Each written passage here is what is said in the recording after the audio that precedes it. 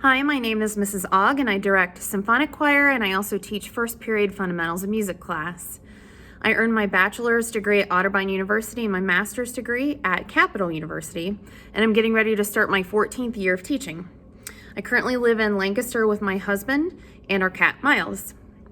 For the first period fundamentals of music class, this will take place in the band room.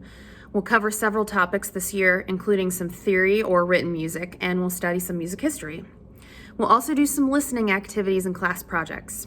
For virtual learners, all materials, assignments, and announcements can be found on Google Classroom. In class, you'll be expected to come with all class materials and be attentive and engage in class discussions. For symphonic choir, we will rehearse in the auditorium this year. In addition to singing, we will cover topics such as music comprehension and vocal anatomy. For virtual learners, there will be recordings, assignments, and announcements located in our Google Classroom. In class, you'll be expected to come prepared with your folders, music, a pencil, and Chromebooks, specifically for recording days. You'll also be expected to be fully engaged within all rehearsals and sing to the best of your ability every single day. I'm looking forward to making music with all of you soon.